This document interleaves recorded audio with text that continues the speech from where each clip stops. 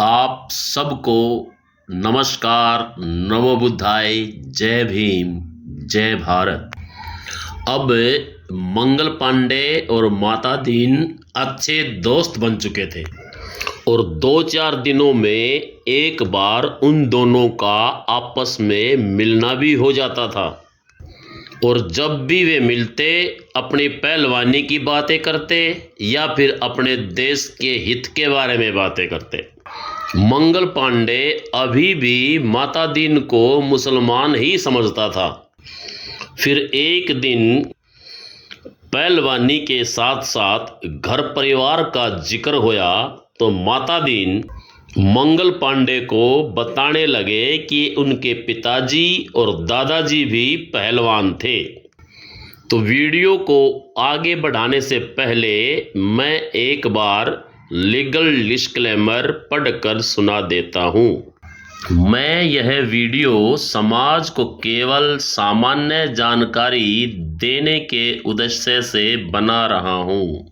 किसी व्यक्ति, समाज, जाति, धर्म, वंश व परंपरा को नीचा दिखाने या उनकी भावनाओं को ठेस पहुंचाने के लिए नहीं। दर्शकों से अनुरोध करता हूं कि वीडियो को बिना कट किए हुए पूरा सुने। आप लोगों के लिए ये वीडियो जानकारी के साथ साथ रोचक भी होने वाली है। आप लोगों को वीडियो में बहुत मज़ा आने वाला है। तो वीडियो को आगे बढ़ाते हैं। माता दीन ने मंगल पांडे को बताया कि उनके पिताजी का तो जीवन पहलवानी में ही कट गया और इब बुढ़ापे में भी वो पहलवानों से दांव पेच सिखाते हैं। साथ ही हड्डी टूटने का इलाज भी अच्छा करते हैं। दूर दूर से लोग उनसे टूटे हाथ पैर जुड़वाने आते हैं। पैर की मोच तो देखते ही देखते ठीक कर देते हैं। इस पूरे शहर में उनके इस हुनर की खूब तारीफ है। अब माता दीन मंगल पांडे को बताने लगे कि पिछले इतवार को कर्नल साहब का बावर्ची लंगड़ाता हुआ हमारे क्वार्टर तक आ पहुंचा। उसके पैर में मोच आई हुई थी। पैर में दर्द इतना था कि पिताजी के छूते ही बेचारा चीख पड़ा और मैं दरवाजे के पास बैठा कबाब भून रहा था।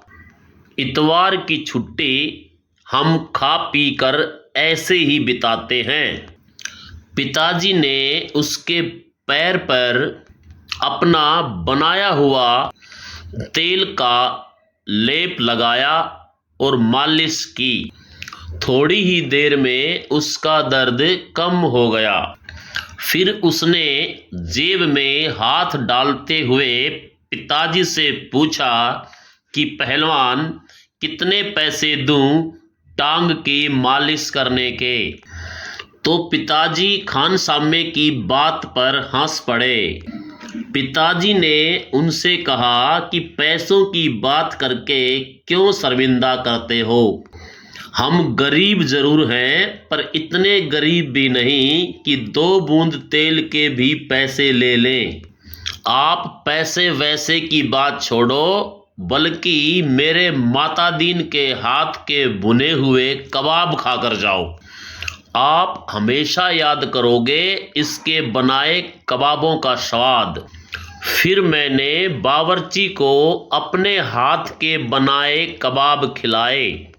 बावर्ची ने कबाबों की बहुत तारीफ की और जब बावर्ची कोठी में गया तो उसने अपने साहब यानी कि कर्नल साहब के सामने भी कबाबों की तारीफ कर दी।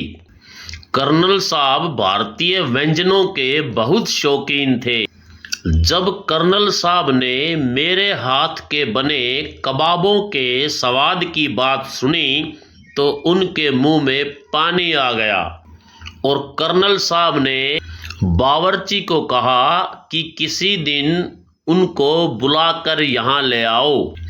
फिर एक दिन बावर्ची मुझे बुलाने हमारे क्वार्टर पर आया और मेरे कबाबों के बारे में जो जो बात उसने कर्नल साहब को बताई थी वह दोबारा मुझे सुनाई, और साथ में ये भी बताया कि मुझे तुरंत आने को कहा है।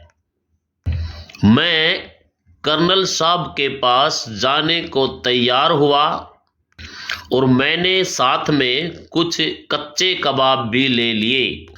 थोड़े समय के बाद मैं और बावर्ची कर्नल साहब के सामने थे। मैंने कबाब भूनने का काम शुरू कर दिया। मैं कर्नल साहब को अपने हाथों से कबाब भून भून कर देता रहा और कर्नल साहब, उनकी मैम और बच्चे खाते रहे। साथ ही साथ मेरी तारीफ में वाह वाह भी करते रहे। ये सब बताते हुए माता दीन ने मंगल पांडे को कहा कि इन अंग्रेज़ों की ये बात बड़ी अच्छी लगती है कि ये सबको बराबर समझते हैं, किसी से भी किसी भी प्रकार का छुआछूत या भेदभाव नहीं करते। और हमारे देश के इन ब्राह्मणों को देखो, वो हम भंगियों को छूते तक नहीं हैं। हमारे द्वारा छुआ हुआ खाना खाने की तो बात बहुत दूर है। और कर्नल साहब मुझ जैसे भंगी के हाथों के बनाए कबाब गटागट खा रहे थे। अब माता दीन के मुंह से ये सब सुनकर मंगल पांडे अवाक रह गया, और सच्चाई का पता चलते ही मंगल पांडे का व्यवहार माता दीन के प्रति एकदम बदल गया। उसे दोस्त के रूप में एक मुसलमान पहलवान मंजूर था, पर कोई हेला या भंगी पहलवान बिल्कुल भी नहीं। उस दिन से मंगल पांडे के सीने पर समझो सांप ही लौट गया हो। उसे बहुत भारी ठेस लगी थी और वह गलानी से भर उठा था। उसे लग रहा था कि उसका सब कुछ लुट गया है, क्योंकि उसने एक भंगी पहलवान के साथ अपना उठना बैठना किया था। अब मंगल पांडे जब भी अकेला होता, अपना माथा पीटता, सोचता कि उसने एक भंगी पहलवान के साथ हाथ मिलाकर दोस्ती क्यों की। तो ये थी वो जानकारी जिससे मंगल पांडे को पता चला कि माता दीन एक भंगी है। और जब उसको ये पता चला कि माता दीन भंगी है, तो माता दीन के प्रति उसका रवैया बिल्कुल बदल गया। मंगल पांडे जैसी सोच रखने वाले लोग आज भी भारत में मौजूद हैं। ऐसी मानसिकता वाले लोग देश की प्रगति में बाधक होते हैं। तो वीडियो को यहीं ख़त्म करते हैं। पुनः आपको नमस्कार, नमो बुद्धाय, जय भीम, जय भारत।